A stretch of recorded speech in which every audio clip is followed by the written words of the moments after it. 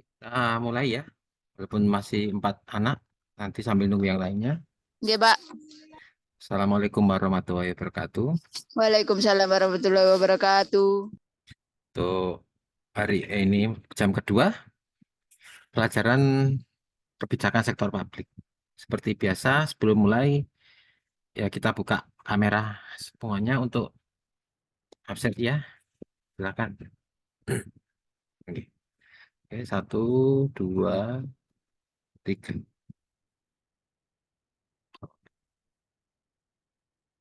Oke, bisa santai-santai sambil kita pelajaran kebijakan sektor publik.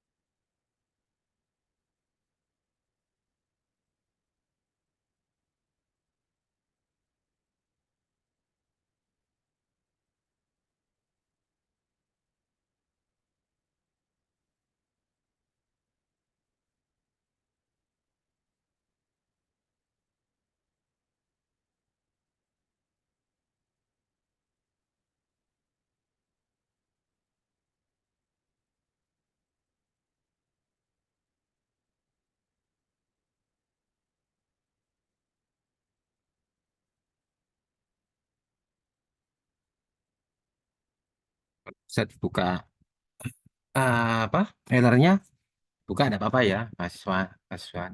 Tapi kalau enggak ya nggak apa, kita sambil lihat dari sini juga bisa ya. Siapa tahu kurang jelas, kelihatan. Satu tiga, ini kurang satu kali lagi, 9, 10, 10,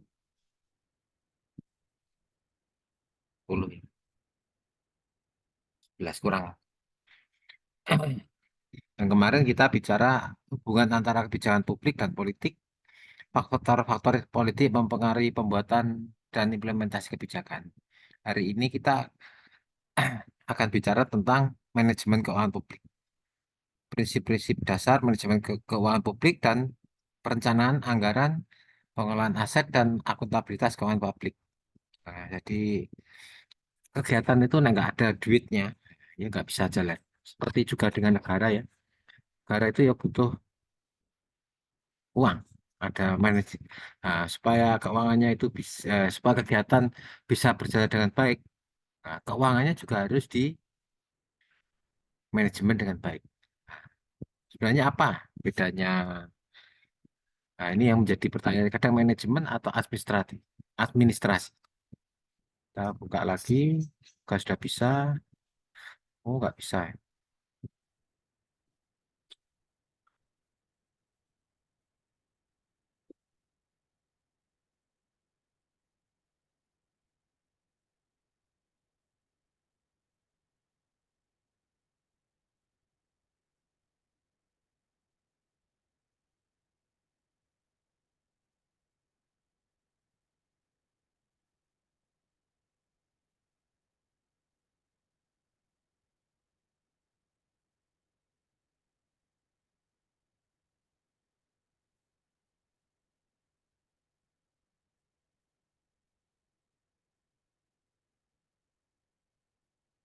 Nah, di sini ada pengertian manajemen keuangan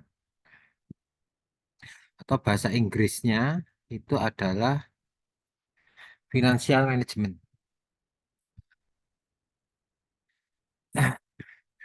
Business kalau biasanya kalau manajemen itu hubungannya dengan bisnis. Nah, kalau apa namanya? Kalau kita pemerintahan biasanya administrasi. Kita pernah dapat kuliah mata kuliahnya Pak Dian ya, administrasi keuangan keuangan negara, administrasi keuangan negara atau administrasi keuangan negara gitu. Ini bedanya apa?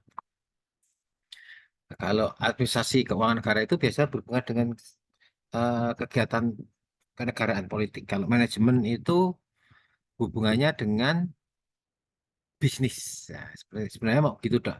Aslinya sama, menata, bahasa Jawanya apa? Noto. Jadi ditata. Misalnya kita harus memberi contoh pada diri kita sendiri. Misalnya seperti kamu dikasih orang tuamu sangu itu tuh apa saja. Nah, pertama, misalnya kamu harus berangkat ke kampus membeli bensin. Nah, kalau harusnya beli bensin, kamu belikan apa namanya pentol. Ya, akhirnya ketika tengah-tengah perjalanan habis bensinnya. Ya, seperti itu negara. Nah, waktunya untuk beli apa ya harus dibelikan, harus dibelanjakan dengan benar, diadministrasi. Jadi adalah proses penetapan dan pengaturan kebijakan yang terkait dengan pengadaan, pemanfaatan keuangan, hingga tugas pokok organisasi dapat tercapai secara efektif dan efisien.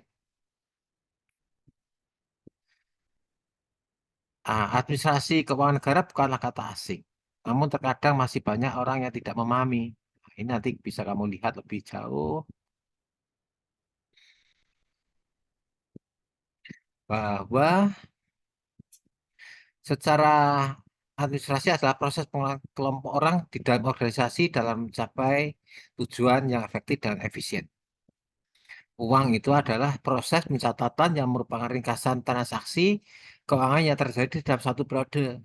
Periode tadi kita teknik penyusunan keuangan daerah ya. Jadi periode 1 tahun. Periode sebelum reformasi zaman Presiden Soeharto itu atau Orde Baru itu keuangan dimulai bulan April dan diakhiri bulan Maret. Tapi setelah Orde Reformasi keuangan periodenya mulai Januari dan Desember.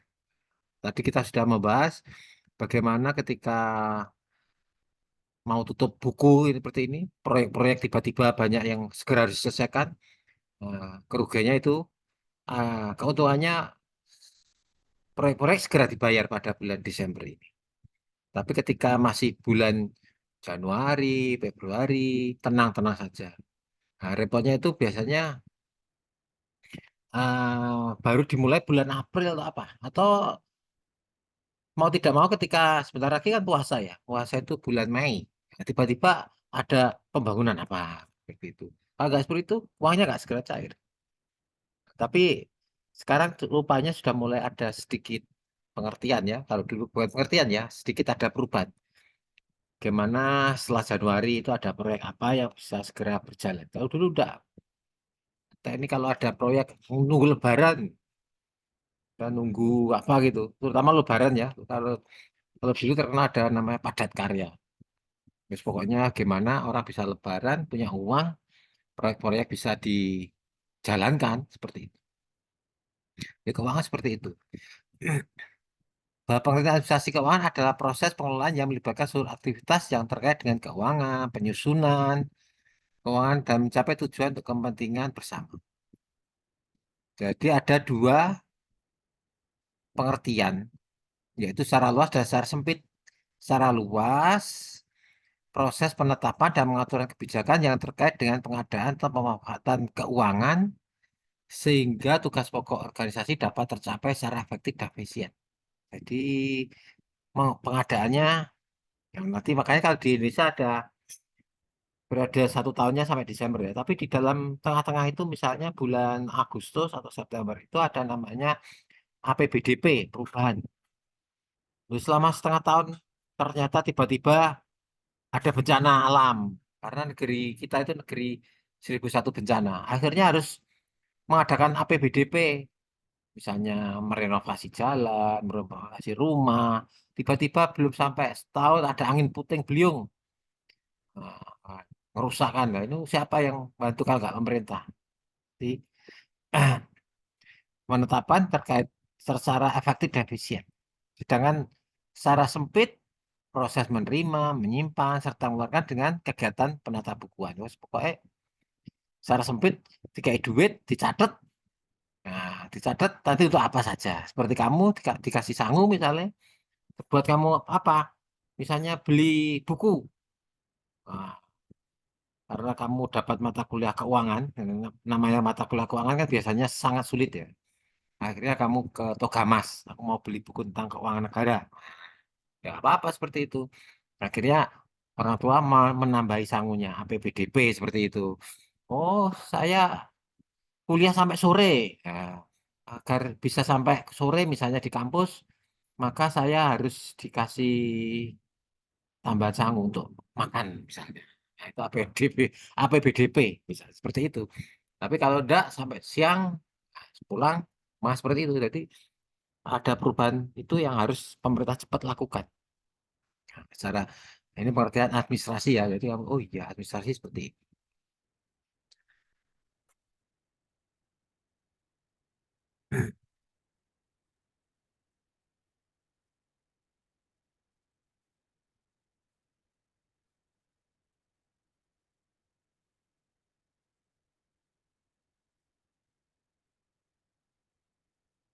Nah, bilang mana tadi? Di manajemen, manajemen keuangan.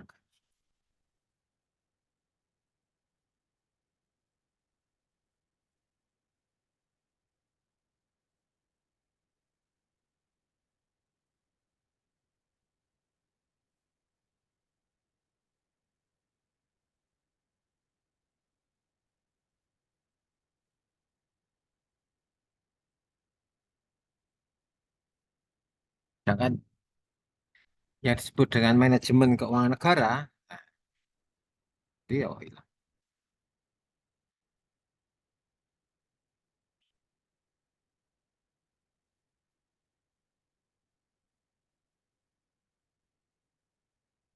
Tadi administrasi keuangan negara.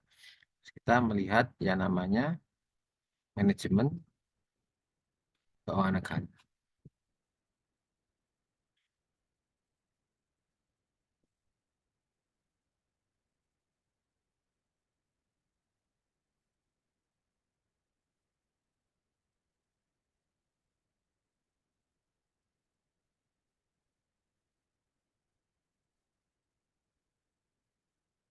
Disebut dengan manajemen tadi dalam usaha loh. Jadi market management itu biasanya dengan hubungannya dengan bisnis. Memang kalau dirunut dari ilmunya sih satu tujuan satu ilmu ya.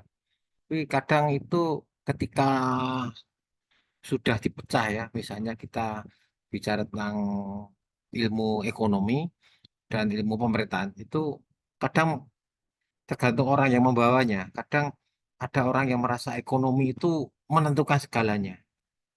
Padahal belum tentu ekonomi itu bisa tercipta kalau pemerintahannya juga tidak stabil. Orang berpemerintah akhirnya apa? Butuh ekonomi, pengaturan ekonomi. Tapi kadang tergantung siapa, apa namanya yang membawakan ilmunya itu. Ada agak semacam keegoan ilmu, merasa bahwa ilmunya yang paling betul, paling benar. Padahal dulu kan berasal dari satu ilmu, dari Socrates, dari apa itu ya. Nah, jadi manajemen keuangan baik perusahaan dimungkinkan memperoleh data yang membuat visi, mengambil keputusan investasi dan memiliki fasilitas untuk mendanai investasi, mengontrol likuiditas, profit, kas dan sebagainya ya. Jika komponen-komponen itu ada akuntansi berhasil diintegrasi, perusahaan dapat mencapai visibilitas keuangan dan memanfaatkan data syariah. Itu namanya manajemen keuangan. Nah, ini bisa kita lihat di Gramedia Blog ini, misalnya manajemen keuangan. Apakah Gramet adalah seorang yang bisa mengawasi pengeluaran bulanan pribadi, baik itu melalui aplikasi yang banyak saja atau tabel manual. Jadi manajemen keuangan itu mengelola keuangan pribadi, keuangan tak hanya sebatas pada bidang pengeluaran biasa, tapi juga membantu merencanakan dan tabungan yang baik di masa depan. Jadi hampir sama. Mulai intinya dapat duit, terus dikelola dengan baik dan dikeluarkan dengan baik. Nah, tapi tinggal penyampaiannya bagaimana. Nah, jadi seperti tadi administrasi ya.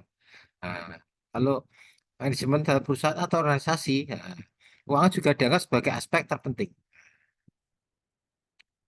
Agar dapat menghasilkan bisnis dan pertumbuhan yang sukses, suatu perusahaan perlu memprioritaskan manajemen keuangan yang baik.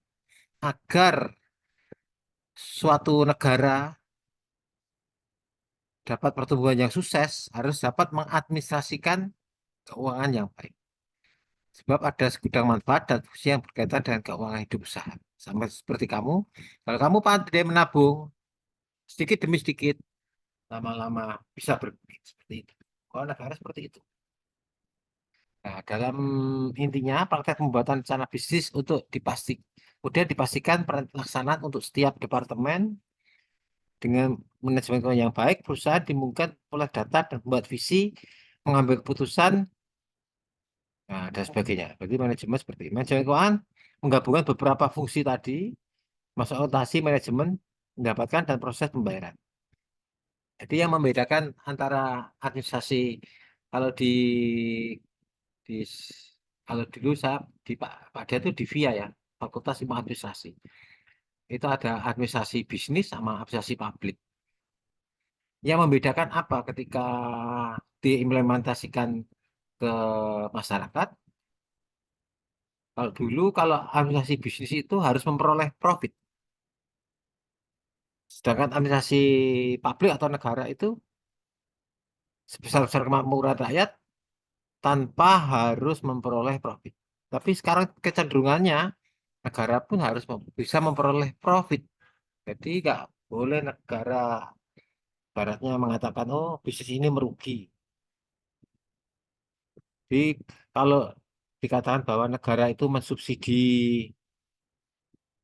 masyarakat Indonesia itu kadang juga dikatakan tidak merugi. Karena apa? Kalau sumber daya manusianya, misalnya tadi kita bicara stunting ya, tidak disubsidi, tidak dikasih tambahan makanan, nanti Indonesia juga yang akan rugi. Dia tidak akan memperoleh sumber daya manusia yang unggul. Misalnya bisa besar ya, tapi kekurangan gizi. Ketika disuruh kerja nggak bisa kerja. Karena apa? Nggak ada tenaganya, sakit-sakitan. Jadi kadang itu orang mengatakan kalau disubsidi itu mesti merugikan negara. Kadang tidak seperti itu. Itu bedanya perspektif administrasi ekonomi, administrasi bisnis dengan administrasi publik. Jadi kalau kalau publik atau negara itu mengatakan negara harus membantu tanpa memperoleh imbalan. Imbalannya sebenarnya tetap memperoleh. Jadi misalnya kita mensubsidi BBM ya, kelihatannya wah ini membengkak. Padahal uangnya juga dari pajaknya masyarakat. Kalau dipikir nggak rugi kok negara itu. Tapi kok seperti ini? Kalau misalnya ya sekarang kita bicara tentang bensin pertalite itu 10.000 ya. Misalnya benar-benar nggak disubsidi dicabut, dia bisa menjadi 17.000. Apa nggak harga-harga yang lain akan naik terkerek? Jadi subsidi itu sebenarnya juga kalau dikatakan merugi tidak benar juga. Misalnya apa tabung LPG ketika subsidi ditarik, sekarang sudah mulai mau ditarik kan subsidi, diganti ya sama pakai listrik. Nah, bisa pernah punya nggak kamu kompor listrik? Bagaimana kompor listrik itu misalnya menanak menanak air yang kita masak biasanya 5 menit dengan LPG. Kalau menanak pakai listrik itu bisa-bisa 20 menit. Akhirnya apa tidak lebih mahal pakai listrik daripada apa namanya LPG.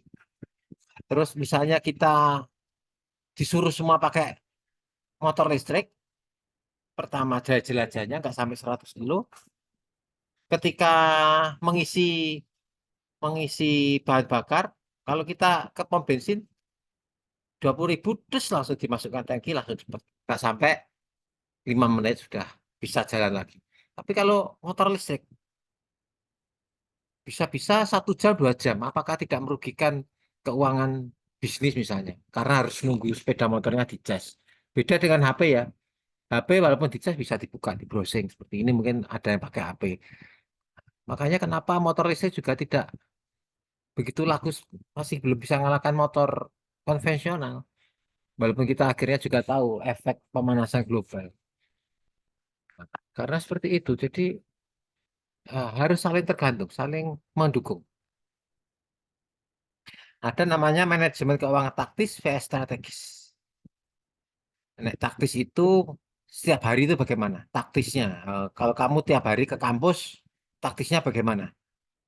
Hari ini misalnya kamu nggak jadi ke kampus dengan Zoom aja, loh paling nggak uang sakumu bisa kamu tabung. Kalau yang nggak punya wifi itu yang baru bermasalah ya. Kalau tapi di rumahnya kalau ada wifi-nya enak, tetap disangoni sama orang tua, tetapi taktis. Jadi setiap hari yang kamu harus ke kampus. Kalau nggak ke kampus bagaimana? Wah ya nggak presensi, ya, nggak dapat pengetahuan. Taktis seperti itu. Kegiatan seharimu apa? Nah, strategis. Nah, misalnya kamu sama-sama pinternya sebenarnya antara daring dan luring misalnya. Tapi kamu diajari lebih detail seperti ini mengetahui dari internet langsung. Oh, ada taktis dan strategis. Misalnya langsung secara selama ini kan secara omongan saja ya naik kuliah. Kamu hanya bisa membayangkan, setelah dibayangkan kok nggak muncul-muncul. Tapi kalau secara Zoom kamu bisa melihat, oh iya ini yang taktis itu seperti ini. Cepat hari ini seret lah.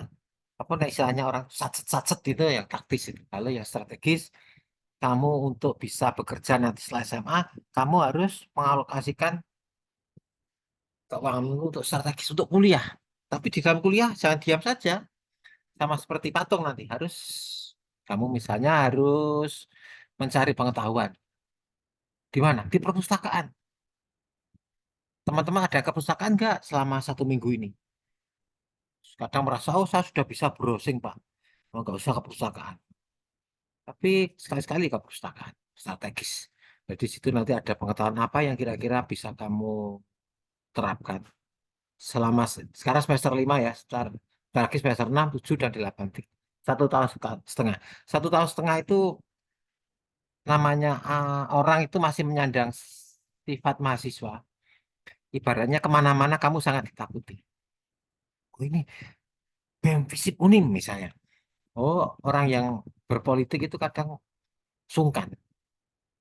Tapi kalau sudah kamu lulus bukan menyandang mahasiswa, kamu mungkin nggak begitu takut ini masyarakat biasa loh. Jadi saya tahu 1 tahun setengah ini bagaimana kamu menyandang sebagai mahasiswa dan kamu manfaatkan untuk menambah pengetahuan strategis. Oh iya, saya harus belajar di sana. Strategisnya apa? Kan membutuhkan pendanaan lebih. Seperti itu manajemen keuangan taktis dan praktis. Jadi tiga bisa 1 2 hari. 1 semester lagi apa yang bisa saya lakukan? Oh, saya diajari oleh bapak praktisi itu seperti ini.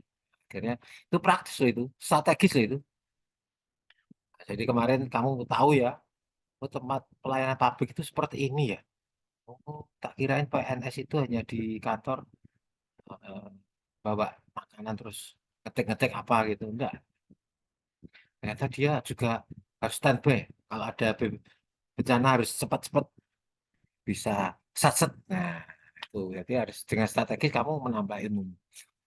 Dan di sini ada pentingnya manajemen keuangan. Mengapa manajemen keuangan itu penting? Jadi harus tahu karena ada 3 pilar tata kelola fiskal yang sehat. Jadi kalau punya duit negara itu, jadi kita kan di mana tadi? Yang di sini ya, manajemen keuangan prinsip-prinsip ya. Jadi kita kira ngerti. Kita buka lagi, oh hilang. Wah, wah,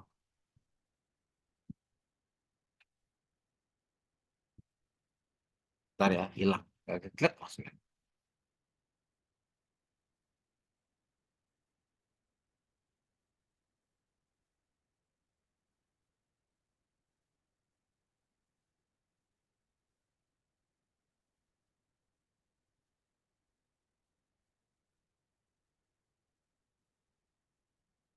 Sorry.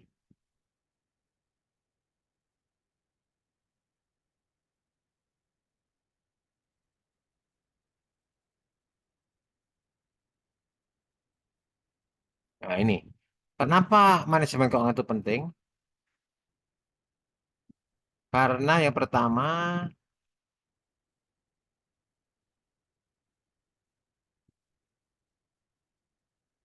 dapat menyusun strategi atau mengidentifikasi hal yang diperlukan perusahaan atau negara secara final mencapai tujuannya, baik jangka pendek, panjang.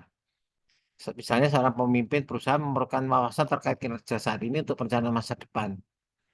Nah, kan tidak seperti Aladin langsung digosok lampunya langsung minta apa bisa jadi gitu ya.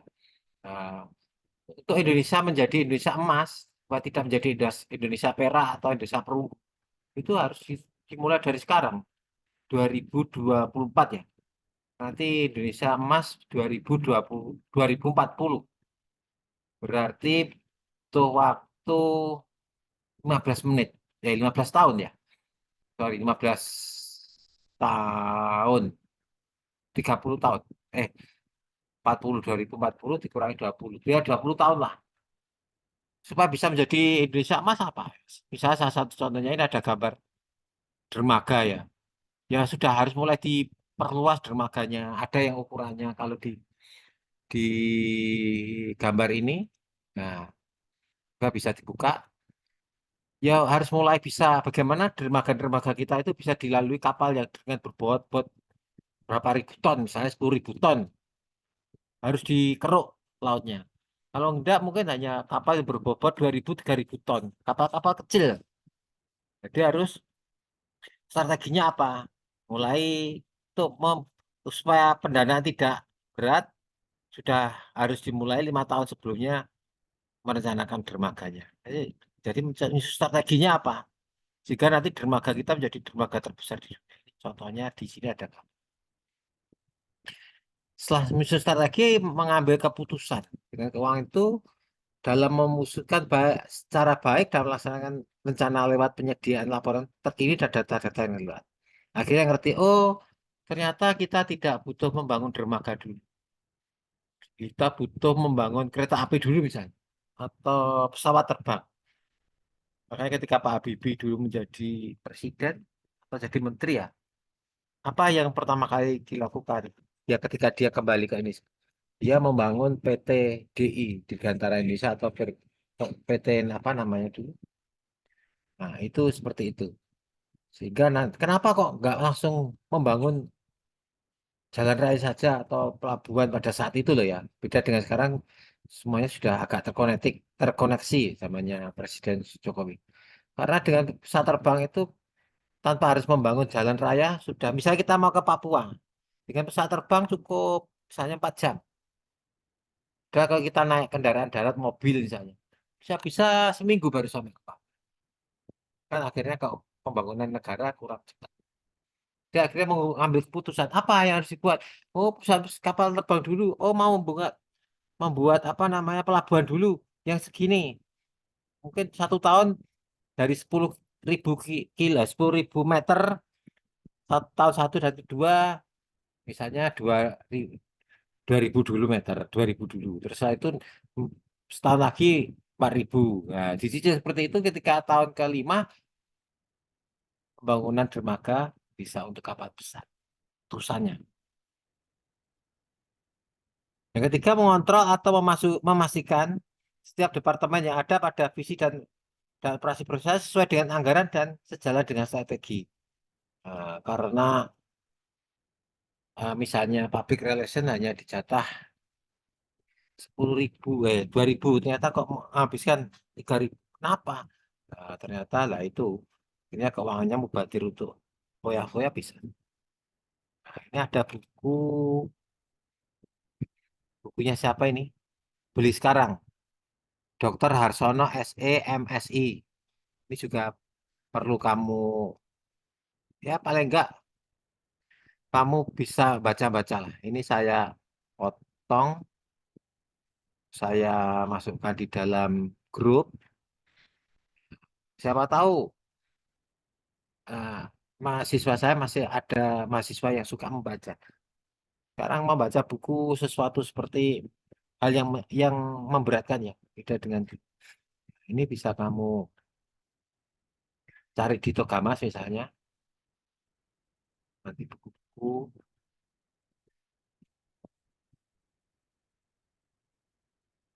Itu ya buku manajemen perusahaan. Manajemen keuangan berbasis balance scorecard, pendekatan teori kasus dan riset bisnis. Nah, isinya ini. Jadi ini ya tadi mengontrol. Nah, akhirnya seperti ini. Kenapa toh harus di manajemen yang baik? Agar yang pertama dapat memaksimalkan keuntungan dengan memberi wawasan. Contohnya wawasan terkait kenaikan biaya bahan baku yang dapat memicu kenaikan harga pokok penjualan.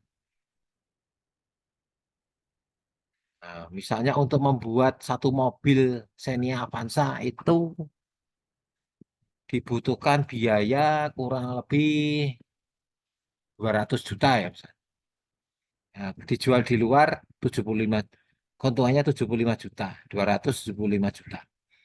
Agar tetap bisa berjalan, ya, karena mungkin bahan baku itu plat baja itu misalnya per meter persegi naiknya 100.000 misalnya. Bisa-bisa mobilnya eh,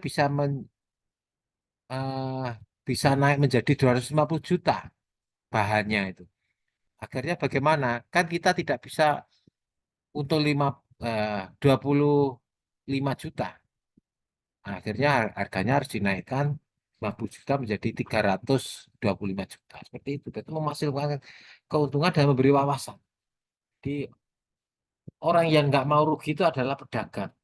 Nek diundakno mundak regane, nek pas regane medun medun, dia nggak mau rugi ketika harga harus dibanting. Jadi kalau kamu ingin jadi orang yang beruntung ya jadilah pengusaha, penjual. Kenapa? Itu tadi kenaikan biaya baku dapat memicu kenaikan harga pokok penjualan. Nek sing ditene kan gitu. Bahannya muda, regane muda, tapi ketika pemedun gak iso. Ah, itu loh. Yang ketiga, melacak likuiditas dan arus kas untuk memastikan bahwa perusahaan punya cukup uang untuk memenuhi kewajiban. Jadi itu dihitung. Negara juga seperti itu. Pegawai negeri berapa? Dibayar berapa? Kita bisa lihat di mana ya?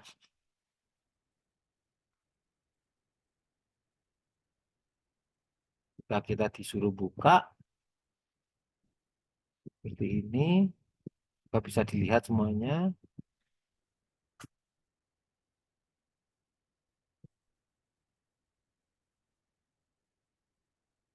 Ada pertanyaan yang sangat menarik. Berapa ASN di Indonesia? Pernah itu enggak, gue? Nah, pernah itu. Nggak butuh makan semua.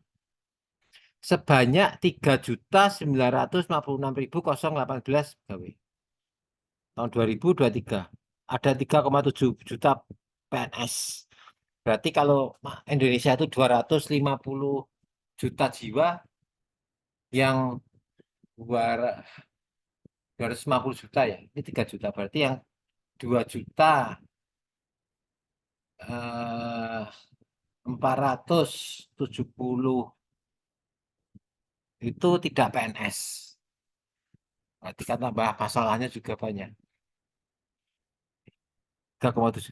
Nah, misalnya ada pertanyaan, butuh berapa negara untuk membayari PNS? Butuh berapa pemerintah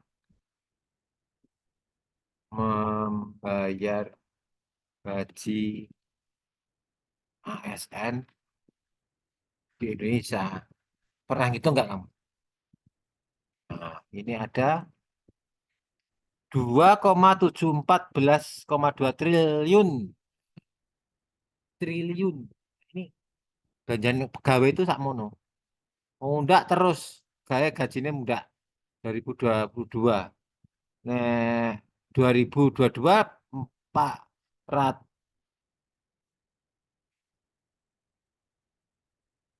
1.937.000. Sekarang sudah 2.700.000. Nah, seperti tadi kita lihat di ini,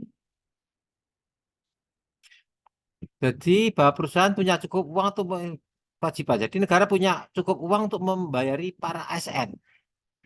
Misalnya ASN KB demo jebol DPR RI. Oh ya, demo apa kemarin? Demo kepala desa saja sudah ricuh. Yang ketiga adalah memastikan perusahaan patuh terhadap peraturan negara hingga industri.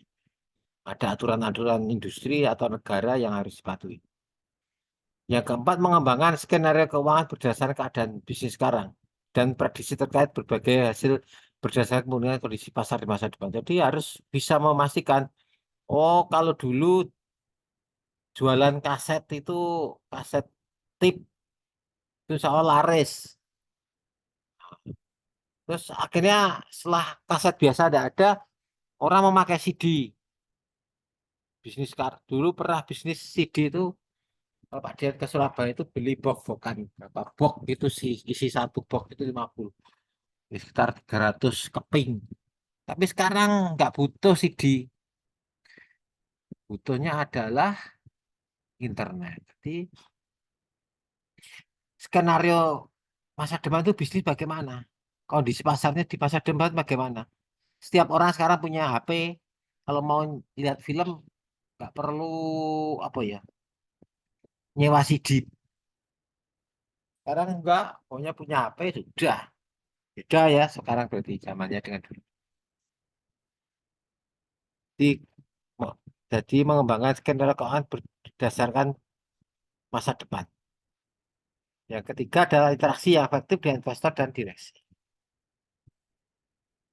Nah, ini hampir sama nanti yang disebut dengan lingkup manajemen keuangan atau administrasi keuangan negara.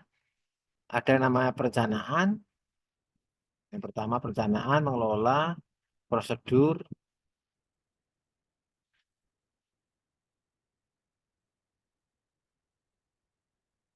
Yang pertama manajemen keuangan itu harus bisa melakukan perencanaan. Tapi untuk memproyeksikan banyak uang yang akan dibutuhkan untuk mempertahankan arus kas positif.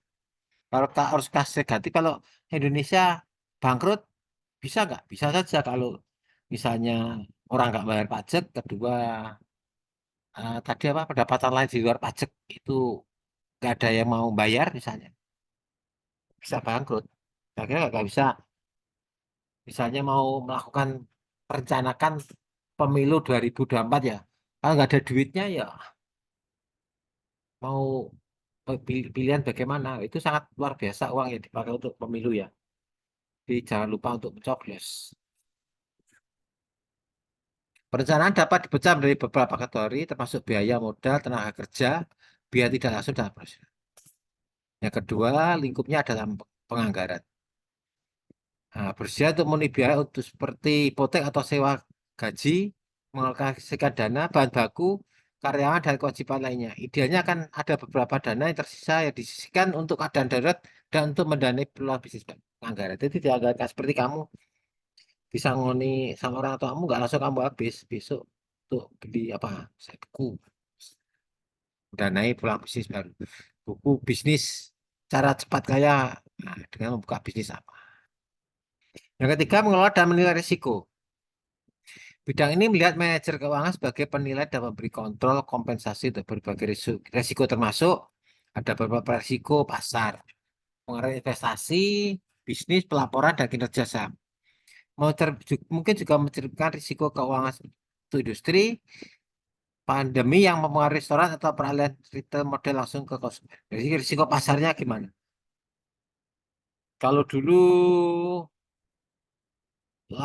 komputer besar-besar sak lemari itu pakai tabung.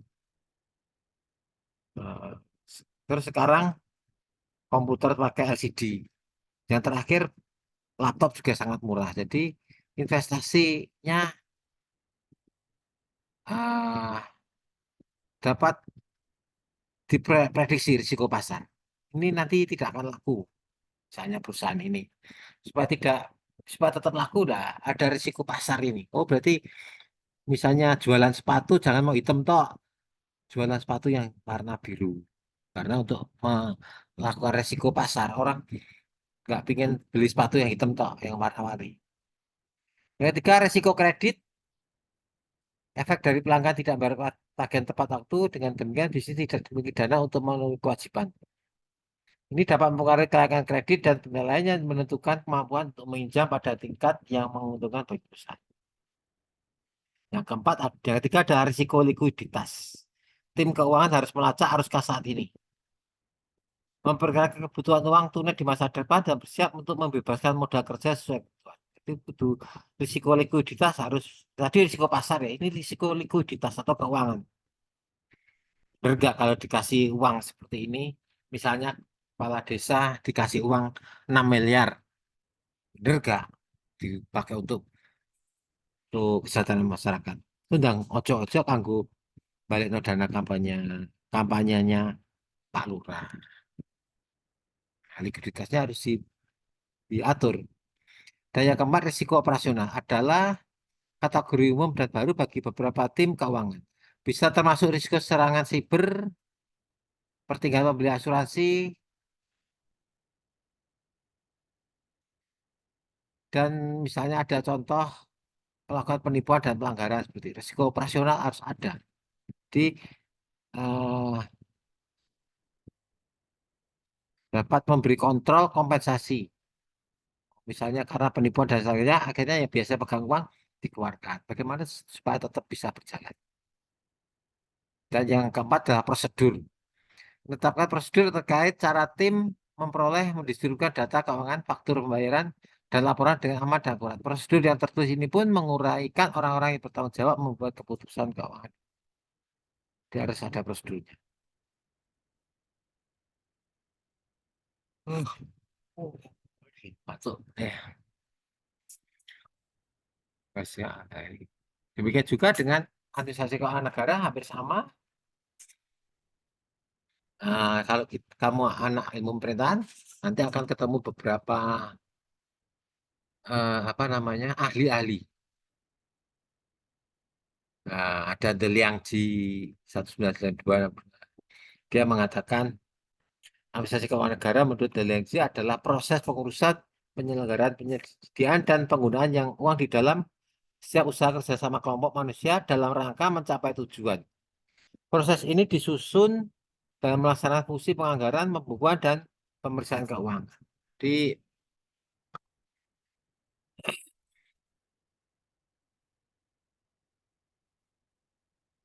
proses ini disusun pelaksanaan fungsi penganggaran, pembukuan, dan keuangan. Dan lihat, ada MAMES, administrasi keuangan negara, ada rangkaian aktivitas prosedur, dan bla bla bla bla, keuangan secara tertib, sah, hemat, berdaya guna, dan bersih.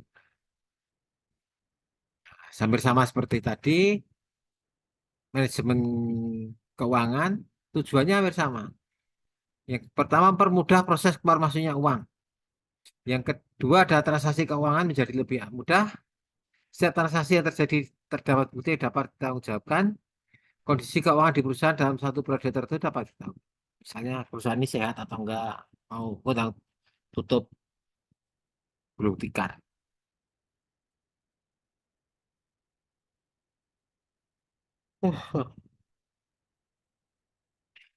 Nah, selanjutnya adalah manfaat administrasi keuangan negara dengan menjadi teraturnya pemerintahan dan pengeluaran organisasi. Jadi pemerintah patuh dana berapa miliar atau triliun itu hanya untuk melakukan pemilihan umum, yang itu harus dibayar ke KPU.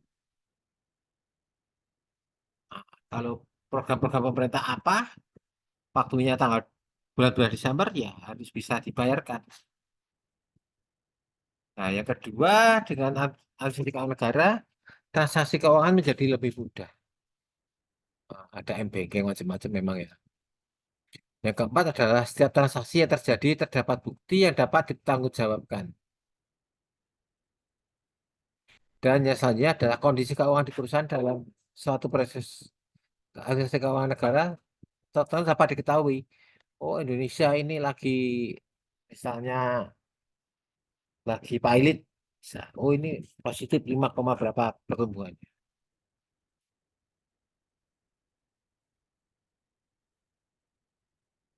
Nah, manfaatnya ini menjadi teratur dan pengeluaran organisasi, penggunaan uang dapat lebih dikendalikan dan Indonesia dan baik, dan terjadinya kekeliruan dalam pembuatan laporan keuangan menjadi berkurang. Jadi manfaatnya harus seperti itu, manfaat administrasi keuangan.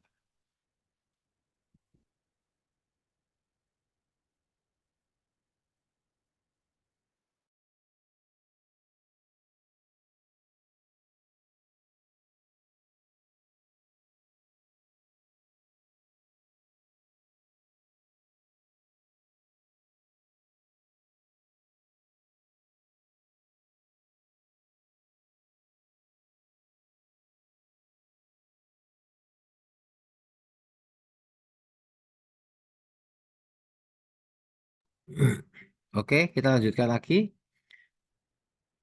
Fungsi administrasi keuangan negara ada beberapa fungsi. Ada 4 fungsi. Yang pertama, keuangan negara itu mempunyai fungsi investasi. Fungsi investasi ini meliputi bagaimana keuangan negara dalam aktiva yang akan digunakan untuk mencapai tujuan tersebut. Jadi investasi ya, termasuk kamu diberi pemerintah program praktisi mengajar misalnya, terus kamu program MSIB misalnya, pertukaran pelajar itu sebenarnya investasi bagi pemerintah. Karena pemerintah mempunyai barang yang namanya manusia, sumber daya manusia yang unggul. Kita kan kadang merasakan apa tuh kita dikasih dapat sama pemerintah. Ternyata investasi negara itu bukan hanya barang, misalnya PLN dibuatkan apa itu ya, alat-alat listrik apa itu, tapi kamu juga diinvestasikan oleh pemerintah. Nah, makanya kamu kalau kuliah temenan, kalau nggak ngerti ya tanya. Nek nggak ngerti, meneng, akhirnya nanti menghasilkan investasi, bisa-bisa investasi bodong. Karena mahasiswanya kurang kurang ngerti lah. Padahal kamu itu adalah investasi negara Republik Indonesia. Nah, untuk mencapai tujuan Indonesia emas itu tadi, kamu adalah investasinya. Namanya investasi sumber daya manusia. Sumber keuangan dapat berasal dari modal sendiri atau darurat. Secara garis besar, keputusan investasi dibagi menjadi dua jenis, yaitu investasi jangka panjang, jangka pendek, dalam kas, persediaan, piutang, dan lain-lain, dan investasi jangka panjang, berupa gedung, tanah, peralatan. Jangka panjangnya nanti kamu ketika tahun 2045 sudah menjadi pemimpin negeri ini. Gak mau Mas Gibran, tapi mas-mas yang lain, mas kamu siapa, mbak-mbak ini, ya, misalnya nanti jadi apa namanya, menjadi investasi yang penting bagi negara ini. Itu investasi jangka panjang. Jangka pendeknya apa? Nah, dengan adanya program-program Mas apa namanya? Mas Nadiem ya kalau katanya Menteri Mas itu akhirnya kita lulusan kita paling nggak Unim aja lah wis. Nggak kalah dengan lulusan luar negeri ya, tujuannya seperti itu jangka pendek. Paling nggak kamu nggak ditanyain tentang administrasi itu apa, kamu paling nggak bisa jawab, oh administrasi itu mempunyai penataan seperti ini, terutamanya untuk keuangan atau untuk pemerintah. Jadi kamu harus punya punya ke apa ya, kebanggaan. Kamu bukan anak manajemen, kamu adalah anak FISIP. Manajemen itu manajemen. Yang kalau kita manajemen istilahnya administrasi. Kenapa kok berbeda? Karena tujuan dari negara, dibentuknya negara itu seperti dengan diamanat Undang-Undang Dasar Negara Dasar 45 adalah melindungi segenap bangsa, mencerdaskan dan ikut dalam ketertiban dunia. Jadi seperti itu.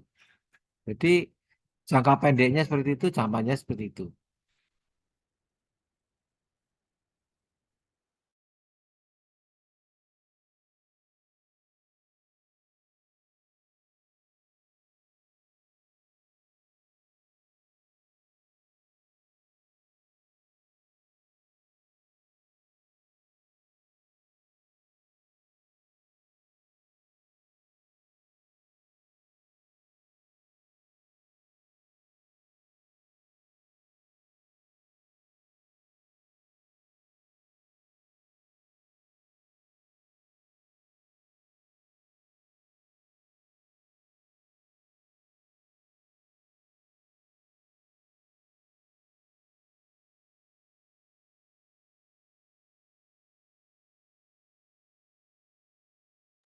Maaf ya, ada iklan. Fungsi administrasi keuangan negara selanjutnya adalah fungsi mencari dana. Fungsi pencarian dana ini dapat meliputi fungsi pencarian modal yang dibutuhkan untuk membelanjai usaha-usaha yang dijalankan. Berfungsi untuk memilih sumber dana yang tepat terhadap berbagai jenis kebutuhan. Nah, seperti tadi kita pelajaran apa tadi, yang teknik penyusunan keuangan daerah dengan administrasi keuangan negara, akhirnya kita tidak hanya mengandalkan dari pajak ya, dari kebutuhan lain, seperti tadi dari dari migas, dari apa namanya pendanaannya dari migas, dari perikanan, dari kehutanan. Nah, harus diadministrasikan dengan baik untuk kesejahteraan kita semua. Dan yang ketiga adalah fungsi pembelanjaan. Jadi terdiri dari aktivitas penggunaan dananya, baik dana yang dari luar maupun dana sendiri dipergunakan untuk membiayai semua kegiatan organisasi. Jadi kemarin dana hibah, dana pajak, atau dari dana tadi apa, pendapatan lain, itu membiayai semua kegiatan kenegaraan. Termasuk kamu kemarin praktisi mengajar itu ya pendanaan dari pusat. Nah, jadi kalau kamu nggak temenan, ya eman. Karena kamu sebenarnya dibiayai. Ya mungkin sebagai mahasiswa ya bondo wifi. Nah, tapi kalau seperti itu kita juga bondo juga. Wah, praktisinya, dosennya. Tapi yang jelas kan dibiayai oleh negara semuanya. Jadi ya harus temenan kalau ikut sampai selesai, sampai ngerti, sampai ngeh. Nah, ngeh itu apa? Bang? Sampai dong ya bahasa Inggris. Jadi belanjaan ini kamu dikasih proyek apa dari pemerintah? Ada yang kartu Indonesia Pintar, ya harus sekolah, dipakai. Itu uangnya kan dari tadi keuangan negara itu, dari pajak, dari pendapatnya. Nah, jangan terus kita dapat beasiswa, terus misalnya nggak pernah kuliah, tapi uangnya cair terus. Nah, itu kan berarti kamu membohongi orang-orang yang sudah mengumpulkan uang itu dari mana. Ja- Jangan lupa, seperti universitas kita misalnya UNIM itu juga mendapatkan pendanaan dari apa? Baik lewat dosennya, baik lewat izin-izinnya apa untuk pembelanjaan. Jadi yang kalau kita kan di dinas pendidikan, nah, apa namanya Menteri Pendidikan. Di pembelanjaannya seperti itu. Tinggal kita tahu nggak cara cara memanfaatkan itu karena kita sudah sangat sangat dibiayai oleh negara walaupun tetap kita bayar loh. Tapi kalau pemerintah tidak begitu campur tangan ya kampus kita ini mungkin ya besok sudah tutup. Dia harus seperti itu. Contohnya apa? Setiap dosen yang apa ya? Setiap dosen yang dinilai layak nah, itu dapat sertifikasi dosen. Itu kan pembagian apa? Pembagian itu berarti pembelanjaan. Kalau dosennya nggak dibiayai, dosen yang pintar-pintar itu tadi ya dia nggak akan mau ngajar di UNIM, ngapain misalnya. Atau mungkin terpaksa tapi kehidupannya Senin Kemis. Sehingga akhirnya ya ngajarin kamu mungkin ya sa isone walaupun pinter rendah tapi kan kalau orang itu kantongnya nipis yang ngajarnya saenake berarti itu sudah dibiayai negara makanya ketika memperoleh dosen-dosen yang dibiayai negara itu kamu harus harus tenanan harus tepat siapa dosen ini oh ini sudah bersertifikasi berarti cara cara cara seperti misalnya standarnya itu sudah standar pendidik bagus. Sudah ISO bukan hanya 1800 2000 lebih dari itu diakui negara. Nah, itu dari fungsi pembelanjaan termasuk belanja gawe kan mungkin tidak masuk ASN tapi diperlakukan seperti ASN. Mereka yang dosen-dosen yang sangat pintar tadi. Jadi kamu cari tahu sendiri siapa dosen-dosen yang pintar di Unim ini ya. Kalau diajari tenanan enggak, apa saya ngantuk misalnya diajari. Akan ngomong dosennya, kakek tugas. Nah, gitu. Yang keempat fungsi pembagian laba. Fungsi pembagian laba dapat memberikan manfaat untuk menentukan kebijakan dalam pengadaan pembagian laba usaha. Sebenarnya fungsi bagian laba ini dapat dimasukkan dalam fungsi mencari dana. Artinya bahwa pengadaan dana diusahakan dapat berasal dari dalam perusahaan itu sendiri untuk mengembangkan usaha-usaha perusahaan tersebut. Jadi pembagian labanya PLN dapat berapa, perusahaan gas negara dapat berapa, Pertamina berapa, itu ada pembagian laba dari situ. Nah, akhirnya misalnya Pertamina tung, tapi kan nggak pernah Pertamina, PLN itu nggak pernah mengatakan untung, mesti rugi. Supaya dapat bagian laba mungkin. Tapi itu fungsinya. Coba sekali-sekali perusahaan itu begitu untung, mesti rugi. Karena katanya untuk alat investasi perusahaan listrik. Nah itu memang ya harus dikelola dengan baik. Tapi eh, hal itu juga ditentukan oleh mentalitas yang memegang kekuasaan. Itu fungsi administrasi keuangan negara. Yang ketiga adalah tugas administrasi keuangan negara atau keuangan negara. Berikut ada beberapa tugas administrasi keuangan negara. Yang pertama pembayaran dan penagihan. Nah, jadi nek saya mari ya dibayar, nah, ditagih. Misalnya dosennya itu dibayari sertifikasi, tapi setiap semester harus ditagih. Mana laporanmu?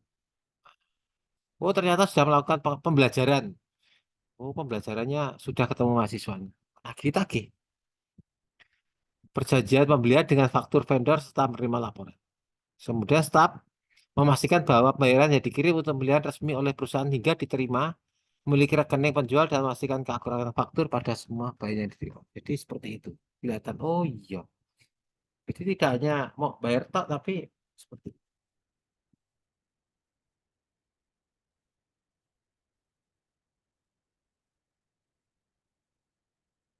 Yang ketiga adalah entry jurnal. Jurnal di sini bukan jurnal administrasi pabrik itu ya. Jadi administrasi keuangan juga harus melakukan tugas akuntansi seperti penyusunan dan membuat keuangan secara teratur. Jurnal yang dalam hal ini prinsip dasar akuntansi adalah catatan kronologis semua transaksi untuk sebuah perusahaan. Dan itu sudah tahu akhirnya kita lihat di sini.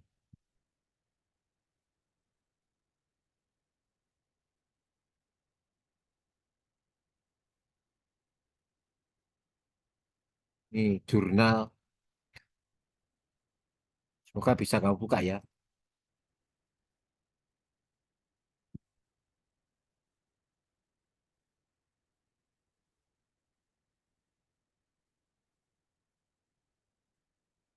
Ada namanya jurnal keuangan. Ya, ini harus tertib. Kalau digambar ini. Tuh,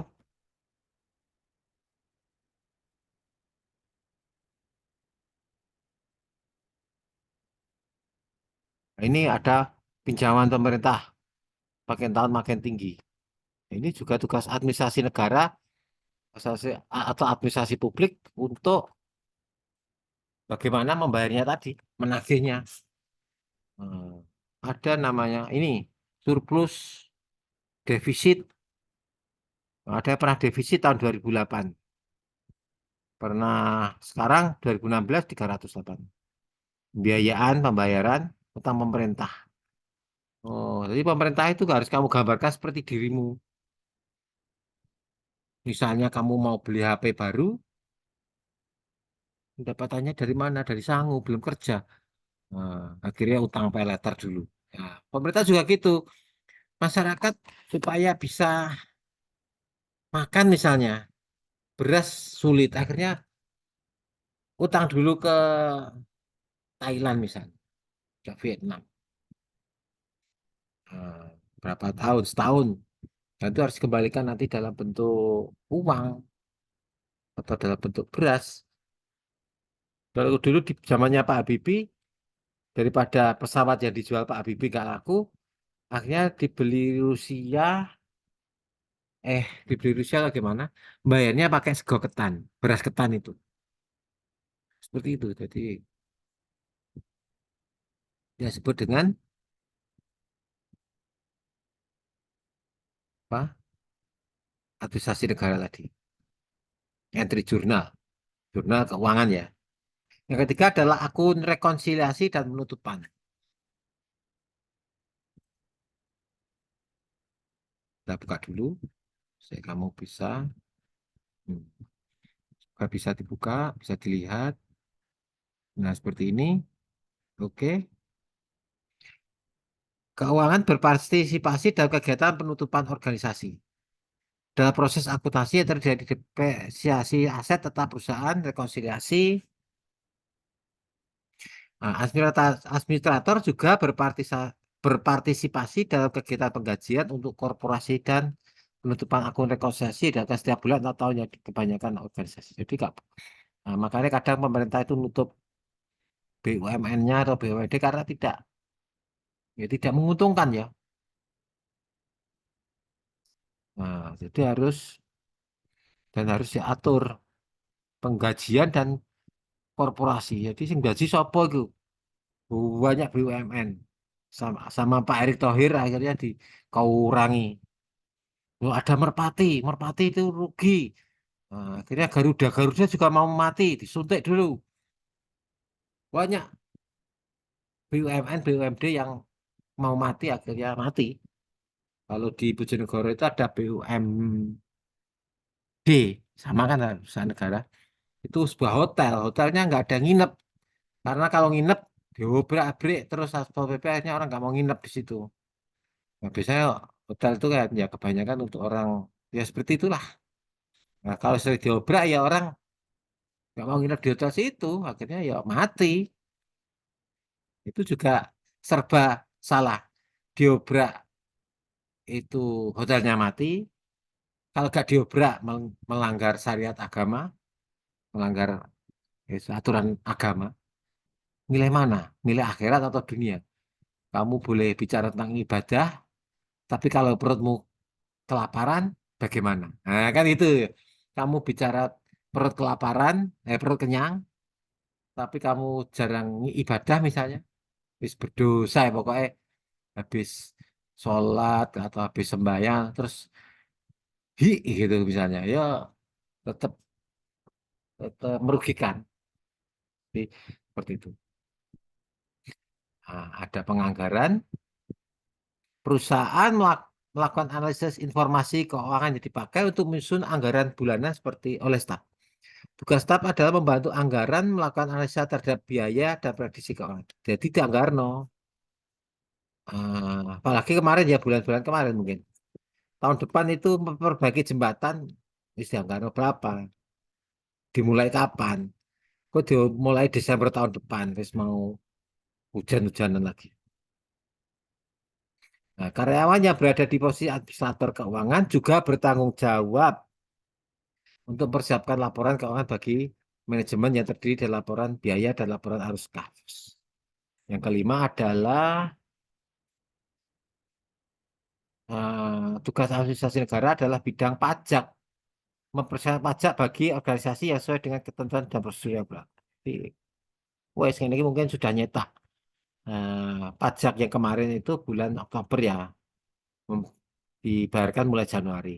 Tapi untuk yang tahun depan mulai bulan September aku sudah untuk anu lagi 2025 seperti itu.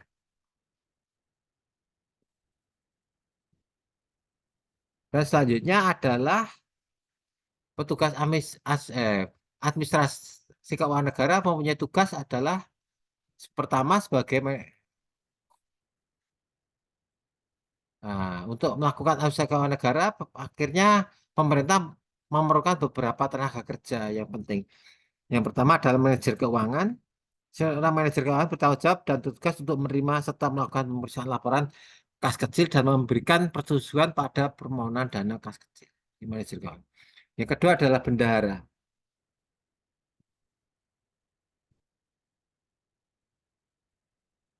Pada dasarnya tugas dan tanggung jawab seorang bendahara diantaranya adalah menerima dan melakukan permohonan kas kecil serta laporan pembukuan kas kecil dan tadi administrator. Jadi harus punya manajer keuangan, punya bendahara. Nah, kalau di beberapa Pemda itu ada manajer keuangannya, ada bendaharanya siapa. Administrasi kantor adalah beberapa tugas tanggung jawab seorang administratif kantor. Yang pertama adalah bertanggung jawab kegiatan keuangan antara pemimpin dengan berbagai macam pihak, termasuk pihak bank. Yang kedua, melakukan pembayaran pajak atau sumbangan atas nama perusahaan. Yang ketiga, bertugas dan bertanggung jawab atas kas kecil perusahaan serta mencatat dan menyediakan dana bagi kebutuhan perusahaan dalam nilai kecil. Yang selanjutnya adalah kelola administrasi keuangan negara dengan ini apa? Oh sorry. Jadi itu administrasi keuangan negara. Kita kembali ke e-learning lagi.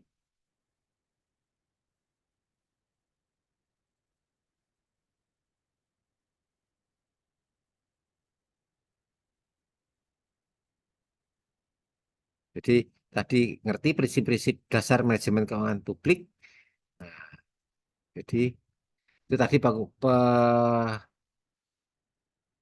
pekerjanya ya. Nah, sekarang kita lihat administrasi keuangan publik. Kita lihat di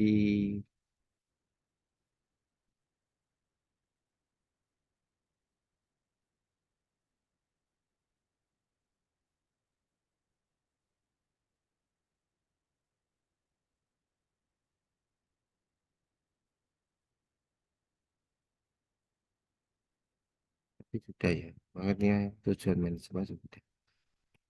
Ini. Nah, ini ada prinsip-prinsip dasar manajemen keuangan daerah adalah, waduh hilang untuk saya.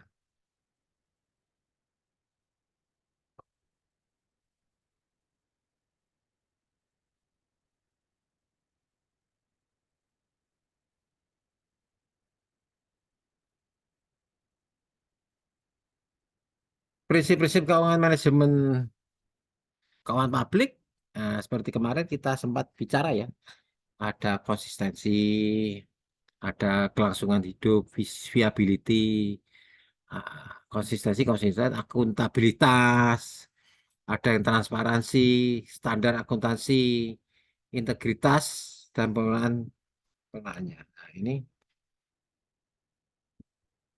ada 7 prinsip manajemen keuangan. Apa saja prinsip-prinsipnya?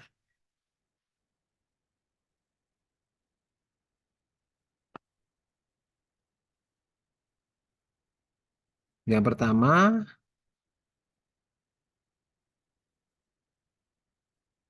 adalah akuntabilitas. Akuntabilitas adalah kewajiban moral atau hukum yang melekat dalam individu. Akuntabel. Bagaimana dana, alat-alat atau yang diberikan pihak ketiga, apakah dana tersebut sudah dipakai dan digunakan untuk apa? Akuntabel. Accountability. Harus bisa menunjukkan bagaimana mereka memakai asal dananya dan apa yang telah dia capai sebagai pertanggungjawaban pada orang yang berkepentingan serta menerima manfaat. Jadi akuntabel. Oh, memang untuk bayar gaji pegawai ya harus dibayarkan 100.000 dari negara ya harus dibayarkan 100.000 dengan pajaknya. Akuntabilitas. Yang kedua adalah harus konsistensi. Sistem dan kebijakan organisasi harus konsisten dari waktu. Tidak berarti bahwa sistem keuangan tidak boleh disesuaikan apabila terjadi perubahan pada organisasi. Jadi konsisten. Konsisten itu tidak di, tidak lama berubah, tapi boleh diberubah apabila terjadi perubahan pada organisasi, pada organisasi. Di apa disebut konsistensi di sini?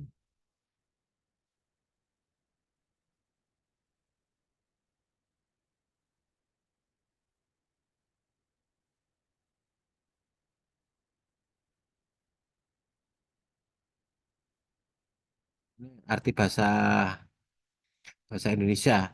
Tetap dan mantapan dalam bertindak ke tata laksanaan. Jadi ya nek wayah kuliah, kuliah berarti gitu. Berarti tetap bis wayah sampai 4 tahun harus lulus. Ini konsisten, nggak boleh kenapa-napa. Kebijakan ketata laksanaan pemerintah. Misalkan suatu pembangunan yang sedang kita rasakan, jadi konsisten, mantep dalam bertindak. Pak Mantep, oh ye, kalau dulu ada Pak Mantep, oh ye. Berarti kalau dalang ya dalang tenan, karena Pak Mantep, oh ye kan dulu kita. Yang kedua adalah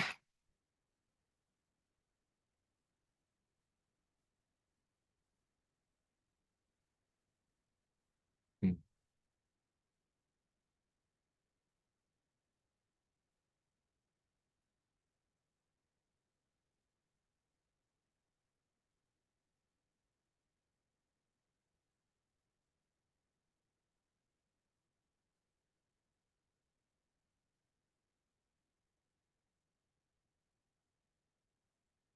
administrasi keuangan negara. Tuh, lali Pak di sisi manajemen keuangan.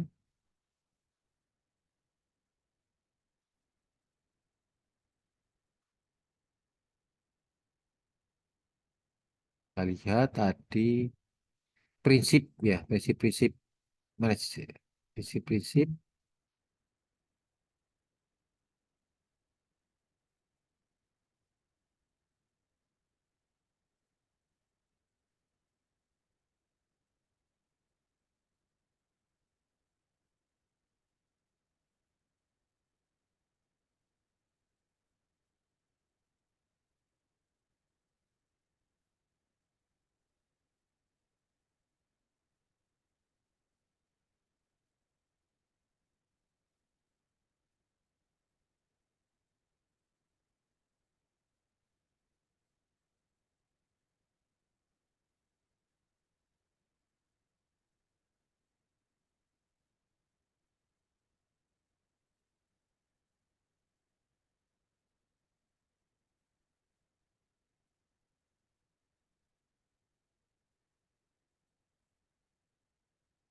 Harus yang ketiga adalah harus punya kelangsungan hidup, viability, agar keuangan terjaga.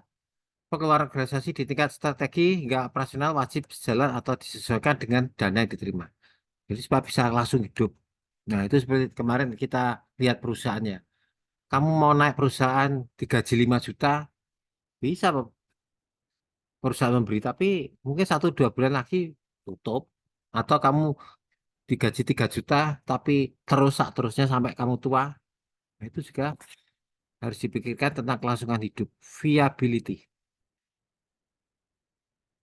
Kelangsungan hidup merupakan suatu ukuran tingkat keamanan dan keberlanjutan keuangan organisasi. Jadi, kalau Uni masih hidup sampai sekarang, berarti di situ sebenarnya keuangan negaranya juga bagus. Walaupun mungkin ada kekurangan. Jadi, kamu harus bersyukur kampusmu sekarang sudah berusia berapa? 25 tahun. 25%. Nah, dan manajer harus menyiapkan sebuah rencana keuangan yang menunjukkan bagaimana organisasi dapat melaksanakan strateginya dan memenuhi kebutuhan kebutuhan keuangan.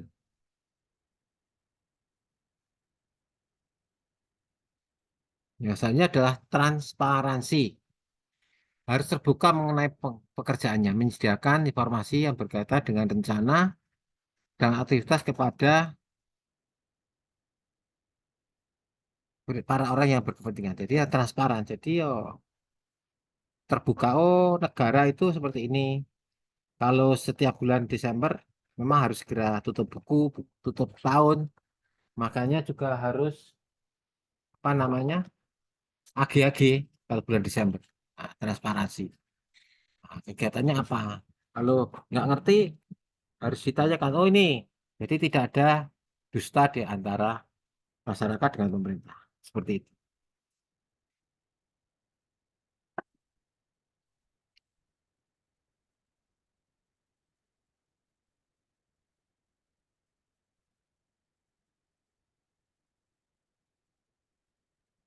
Kalau tidak transparan, Berarti menandakan ada sesuatu hal yang disembunyikan. Itu harus hati-hati. Jadinya makanya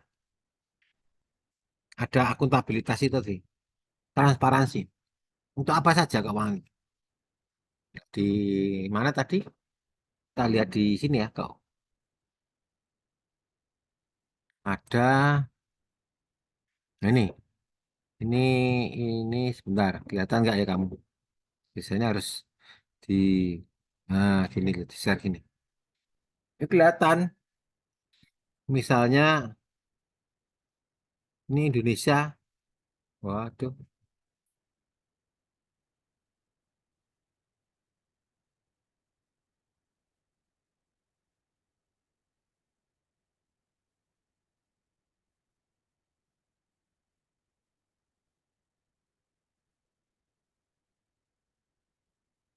Nah, ini akhirnya kan kita lihat keuangan negara yang tadi. Ini ada berita. Nah, ini ya. Yang paling banyak untuk belanja pegawai. Barang modal malah sedikit. Belanja modal sedikit. Akhirnya ya, jangan salahkan kalau tiba-tiba kok jalanmu jadi berubah. Hibah aja sedikit. Bantuan sosial juga sedikit. Belanja dan lain-lain hanya. Belanja pegawai itu sangat memboroskan energi. Akhirnya ini ada tulisan. Nah, kacau pengeluaran negara bengkak paling boros buat gaji PNS. Makanya mungkin akhirnya bisa jadi pegawainya diganti menjadi AI supaya ini nggak bengkak. Yang paling banyak di bidang apakah gaji itu? Ini kita baca di sini. 15% dari total belanja anggaran APBN 2024. Nah, ini tadi ini ya, buka. Nah, akhirnya mencetuskan keinginan untuk mengganti PNS dengan robot kecerdasan buatan atau artificial intelligence. Nah, makanya kalau kamu lebih bodoh dari AI misalnya, ya kamu nggak tanggung. Supaya kamu nggak lebih bodoh dari AI apa? Selama masih kuliah, kamu harus apa namanya belajar, memanfaatkan untuk kepintaranmu. Kalau enggak, kamu nanti akan diganti dengan robot kecerdasan. Nah, Pak Dia juga tahu bagi mereka yang biasanya masuk ke fakultas ilmu sosial politik, inginnya nanti juga bisa daftar PNS. Nah, makanya mumpung masih kuliah itu manfaatkan.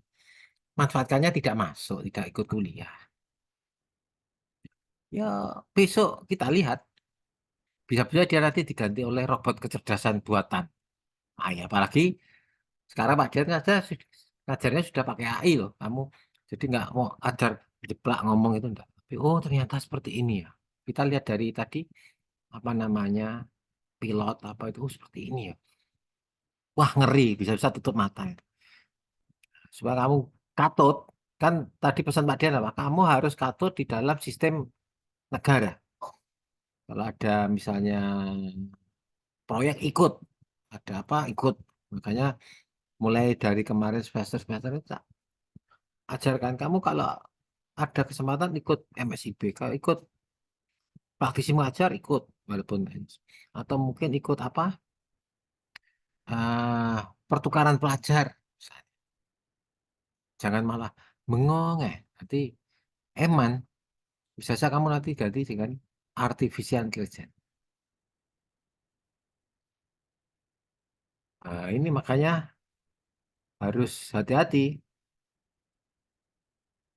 Jumlah PNS per 30 Juni adalah 4 juta orang, di mana ini sudah sekarang sudah agak berkurang, tapi 3, berapa tadi itu pun makanya sekarang tuh tetap perekrutan besar-besaran, tapi tetap lebih sedikit daripada tahun-tahun yang lalu. PPK malah 49.000 orang atau 47.000. Tidak dihilangkan, tetap ada PNS, sampun jumlahnya tidak gemuk atau besar. Yang disebut dengan pegawai PP 3K. Jadi ada dua ya, GP3K atau PNS. Bedanya apa? Kalau P3K nggak ada pensiunnya. Kalau PNS ada pensiunnya. Nah, itu sangat menjadi tantangan buat kamu, sangat membagongkan lah. Aku harus bagaimana? Teman-teman kalau mungkin mungkin sekarang masih mencepelekan ya apa yang dikatakan Pak Dian. Kan terbuktinya baru ti- 2 atau 3 tahun lagi. Mungkin ada apa itu? Tapi setelah Pak Dian merasa dulu Pak Dian seperti kamu udah. Wah lah seperti itu ya. Ketika Pak Dian lulus, padahal Pak Dian negeri ya. Ternyata juga sulit mencari kerjaan. Membuat lamaran tuh berapa ratus itu. Nah, akhirnya kok mampirnya menjadi dosenmu itu. Bagaimana dulu? Paling yang banyak lowongan jual panci itu loh, keliling. Jualan panci, jualan rinso. Kalau di Mojokerto mungkin malu kamu, tapi kalau di Malang itu banyak orang yang suruh jualan panci di apa namanya? Di kredit panci, di kredit. Mas. Dan itu menunjukkan bahwa kita dianggap tidak punya keahlian.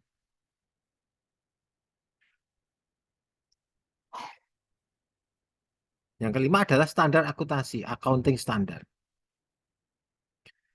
Nah, ini adalah akunting standar akuntansi. Standar akuntansi seperti ini. Kita lihat, apakah engkau pernah diajari dulu mungkin pernah ya mata kuliah pembukuan.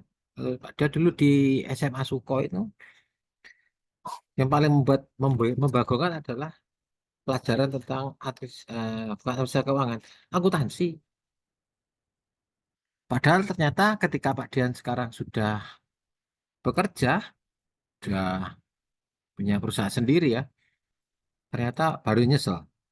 Kenapa dulu tidak belajar akuntansi yang sungguh-sungguh? Misalnya baru setelah 20 tahun ya, 40 tahun, Pak. Dia jadi dosen itu hampir 30 tahun, 40 tahun. Eh, SMA. Nah, ini paling enggak kamu sebagai mahasiswa yang ikut mata kuliah Pak Dian, walaupun 4 atau berapa ini.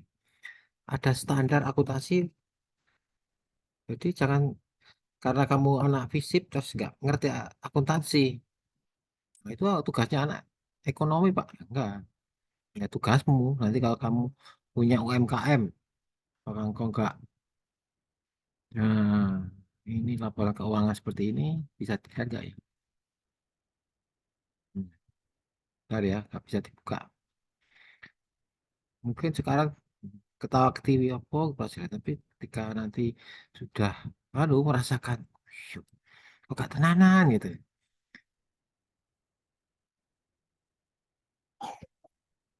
Nah, BPKP, Badan Pengawasan Keuangan dan Bangunan, ini kita kasih contoh, Provinsi Daerah Istimewa Yogyakarta. Seperti ini keuangan. Waduh, gak jelas. Ini saya bawah. Ada aset lancar, aset tetap, jumlah tetap, kewajiban jangka pendek, jumlah 31 Desember 2011, 2011, eh, kenaikan 6%, 100%. Ini kelihatan. Seperti ini. Uang muka, KPPN ini masuk mana? Kredit atau cash? Nah, itu di sini nanti letaknya.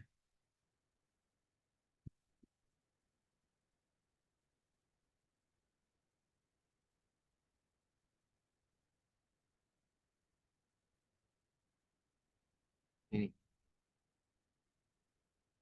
Nah, ini standar akuntansi perusahaan. Salah satu contohnya ini perusahaan Astra Agro Lestari. Ini agro berarti ya jual beli tanaman. Kas dan setara kas ini loh. Nah, iya kok. Kalau kita pelajarannya teknik penyusunan keuangan daerah seperti ini, kamu keluar kelas pegang cakra. Nah, mungkin untuk anak setelah kamu teknik penyusunan keuangan daerah harusnya ya seperti ini ya pelajaran. Kas lancar.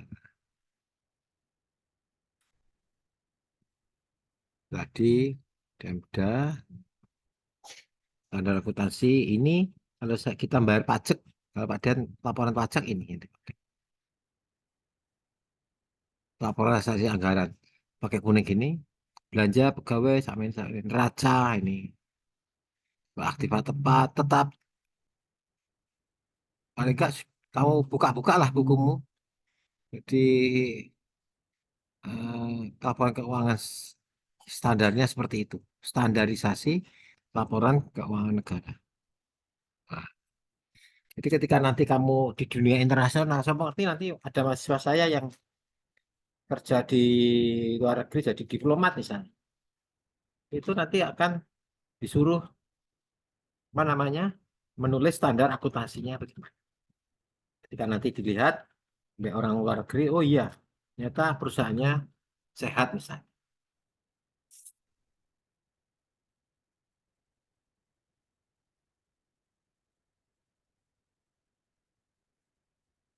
Selanjutnya adalah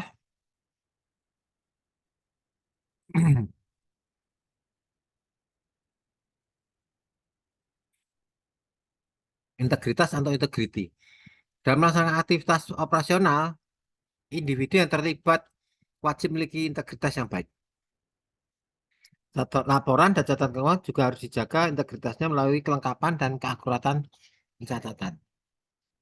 Terintegritas. Kamu harus punya integritas. Integritas itu apa ya? Apakah sama dengan wibawa? Kita lihat ya.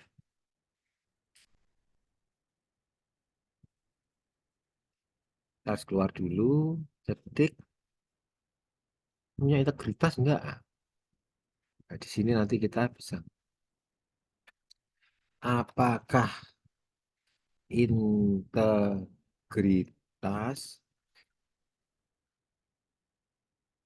sama dengan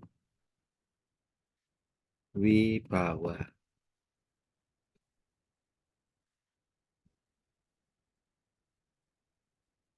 Kejujuran, bukan wibawa. Harus jujur. Makanya kalau kamu, wis gak zamannya ya, kalau dulu zamannya Pak Dian ada lagunya Raja itu. Sing jujurlah padaku. Nah itu, kamu jujur nggak waktu kuliah? Nah, kamu harus jujur, aku ingin kuliah 12 pertemuan, 12 pertemuan. Itu kan melambangkan. Kalau kamu jujur akan mengikuti dari A sampai Z. Tapi kalau nggak jujur, pokoknya absen aja terus hilang. Itu berarti nggak jujur. Padahal nanti yang bisa menggunakan AI, artificial intelligence adalah kejujuran. Jadi dia kan hanya sebuah IC kecil itu di dalam komputer. Dia tidak punya perasaan. Ya, dia jujurnya itu, dia tidak jujur, dia hanya mengeluarkan angka. Kemarin ada ya namanya menghitung menggunakan kalkulator, menggunakan dengan laptop, dan menghitung dengan menggunakan HP. Hasilnya apa angkanya? Tidak sama semua. Ya mungkin ada koma satu apa gitu. Berarti ternyata tidak begitu jujur juga alat itu. Kok iso? Saya juga bingung. Coba kamu cari nanti di apa ya? Di Google. Sekarang kan zamannya gitu. Antara ucapan dan keyakinan tercermin dalam perbuatan sehari-hari. Di mana orang berusaha sebatas bisa saja, katanya berisi kesombongan, iri dengki, dendam, dan emosi. Dendam sama Pak gurunya. Oh, gak tak boleh misalnya. Gak boleh. Kita sama-sama belajar, sama-sama bodohnya. Sama-sama nggak ngerti, sama-sama belajarnya. Ini jelas. Nah ini makanya tadi adalah integritas. Integritas angel ya. Itu yang akan mengalahkan artificial intelligence tadi. Oh, berarti bisa dikalahkan, Pak. Bisa. Itu hanya sebuah alat yang perhitungannya melalui prosesor. Di harap tenang, Ferguson kan itu. Perusahaan harus dapat mengelola dan menggunakan dana yang telah dikelola dengan baik dan menjamin bahwa dana tersebut digunakan untuk mencapai tujuan yang sudah ditetapkan oleh perusahaan. Jadi pengelolaannya stewardship, ya seperti itu. Nah ini seperti ini. ternyata 2:30 ya, nggak sengaja. Ya. Itu prinsip manajemen keuangan.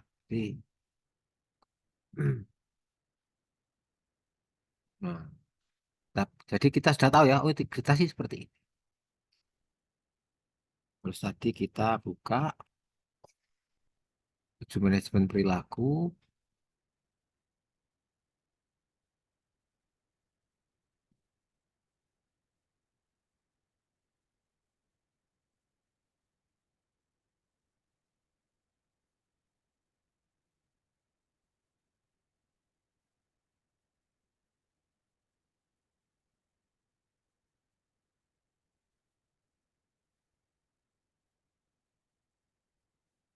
prinsip-prinsip tadi apa? Prinsip-prinsip manajemen keuangan publik.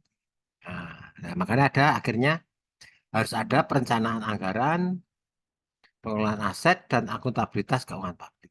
Nah, karena harus memulai prinsip-prinsip dasar manajemen keuangan publik. Jadi itu tadi ya, kenapa harus ada perencanaan anggaran, pengelolaan aset. Kita lihat ini ya, nah, di e-learning ya. Akhirnya, kenapa akhirnya harus dibuatkan ada perencanaan anggaran, pengelolaan aset, dan akuntabilitas keuangan publik. Karena prinsip-prinsip dasar manajemen yang keuangan yang baik seperti tadi, akuntabilitas, harus akuntabel, nah, untuk dan hal tersebut dapat akhirnya terjadinya perencanaan anggaran, aset, dan likuiditas keuangan negara dengan baik. Nah, itulah makanya dibutuhkan atau administrasi atau manajemen keuangan publik. Keuangan publik itu berarti keuangan masyarakat. Mungkin dari sini ada yang ditanyakan sebelum kita akhiri? Ternyata nggak terasa ya kita 1,5 jam. Ada yang ditanyakan sebelum kita akhiri dan kita jam 3 ya ke channel pelayanan sektor publik. Kita istirahat 1/2 jam untuk sholat, untuk apa gitu. Silakan tanyakan dulu sebelum diakhiri. Monggo. Dia juga sampai ngantuk-ngantuk ini tadi. Silakan. Ada yang ditanyakan? Halo, mahasiswa. Mbak Nindi ada yang ditanyakan? Mbak Dita? Mbak April? Halo, monggo dijawab ya. Saya nggak bisa, nggak ngerti. Kalau kamu nggak jawab,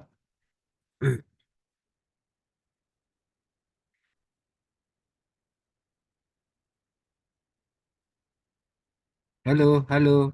Mana engkau tidur kah engkau semuanya?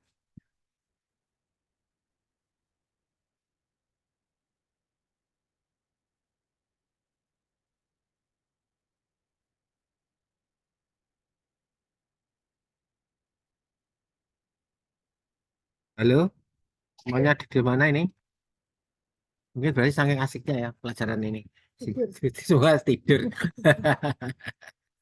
Alah. Halo, ini gimana? Diakhiri apa diteruskan pelajarannya? Diakhiri, halo? Kok nggak ada yang menjawab? Ya, akhiri aja, Pak. Ngantuk ya? Soalnya Ya, lagi di ya. kampus, Pak. Mau pulang juga di Oh iya, perjalanan. berarti nanti di rumah ya jam selanjutnya ya. Bisa aja. Nah, Iya, Pak. oke, kalau gitu dibuka dulu sebentar kameranya, terus kita klik, terus kita ketemu di mata kuliah selanjutnya, yang ketiga. Nah, ini untuk absen, jadi kita ini di kampus sendirian berarti. Yang lainnya monggo dibuka, nggak ada Ya, yang Pak, kan. sama anak. Oh, alah, ya sudah kalau gitu saya screenshot ya. Ini ada yang 1, 2, 3. Kalau gitu bisa kita akhiri. Kita ketemu setelah jam 3 ya. Hati-hati di jalan kalau yang pulang. Nah, besok sehingga besok Jumat kita bisa santai, nggak ada mata kuliah padian. Oke, semuanya saya tutup dan sapa Assalamualaikum warahmatullahi wabarakatuh. Terima kasih. Waalaikumsalam warahmatullahi wabarakatuh.